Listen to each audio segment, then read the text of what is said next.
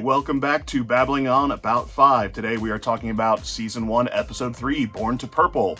This is a very Londo Mollari-centric episode. Londo is by far one of my favorite characters, so I'm really happy to get to talk about an episode that features him so heavily. So we begin with Londo at some sort of club, watching a dancer, when he's confronted by Sinclair and Jakar. They're having some sort of dispute over the Erasmus sector. I'm not really given a ton of information about what that is, but hey, Londo, you're supposed to be at this meeting, you're not there, you're here. At which point he kind of shusses them, hey, sit down, I want you to watch this dancer, she's amazing.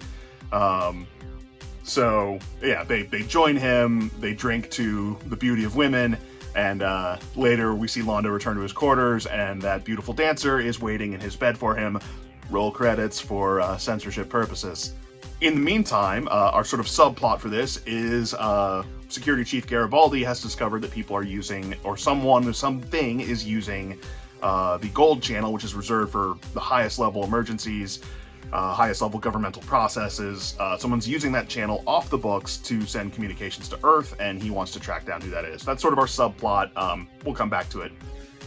So as I mentioned, Sinclair's looking to get a peaceful result for these negotiations over the Erasmus sector with the Narn and the Centauri, sort of as a proof of, hey, look, if we can make these two races get along, this station that's built on the principle of establishing peace in the universe, hey, maybe we can actually do this. Maybe this isn't just a pipe dream. If we can get these two very antagonistic peoples to get along, well, then maybe others will follow suit.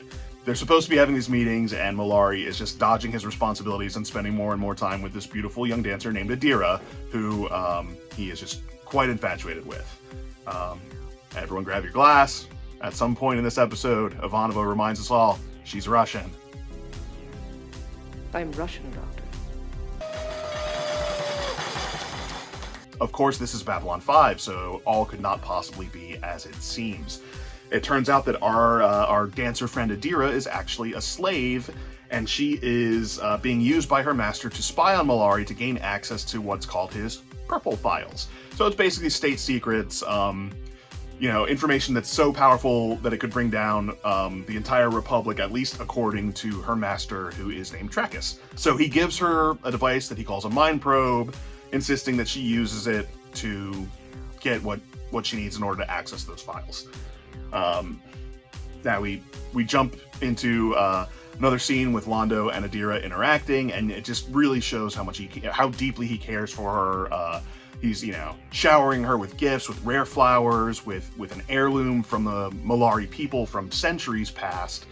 It's even to the point where he's willing to break his own social norms and be seen in public with someone of such a low status.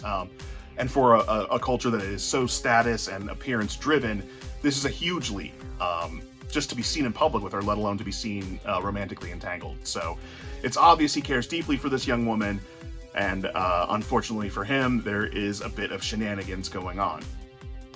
So they're seen in public on this fancy date, and after which they return to his quarters, where Adira then spikes his drink, gets him nice and drugged up so she can put the mind probe on him and gain access to the files, which she does. And then in a moment of reflection and a moment of guilt, she removes the brooch, leaves it on the table, and sort of just disappears with what she was tasked to retrieve, the purple files. Our good buddy Londo wakes up with the world's worst hangover. Not completely clear what happened. He does see the brooch. He is concerned. So rather than pursue his governmental duties, his official duties, he assigns his assistant Veer, who we met in the previous episode, to step up, get his feet moist, as he so lovingly words it. So Veer's in there doing ambassadorial work, and Londo is trying to figure out what happened to this young woman that he adores. Outside of her quarters, he encounters Trachis and is told, oh, hey, you've been deceived. We've all been deceived. This woman's a Narn spy. He discovers at that point that she's a slave. He didn't know she was a slave. And then while he's speaking with her slave master, Trachis, he puts some sort of bug on Londo. We find out later it is some sort of listening device. So Londo knows he can't go through proper channels because this would embarrass him to the point of losing his position. So he goes to ask Sinclair for help as a personal favor, not security, but actually straight to Commander Sinclair. Sinclair sees that he's got a poker chip now that he can use for the negotiations, so he agrees to help Londo if Londo agrees to the compromise that he wants to put forward between the Narn and the Centauri in order to have peace and in order to have a feather in his cap for people back at Earth. Oh, look, Babylon 5 is working, we're establishing peace in the universe. So Londo and Sinclair are able to track down the location of a friend of Adira who's helping her get off station, but because of the tracking device, Trackus was overhearing, is able to get there first, put some gunmen in between Sinclair, Londo, and their goal. So now all hope seems lost, except Sinclair comes up with a plan.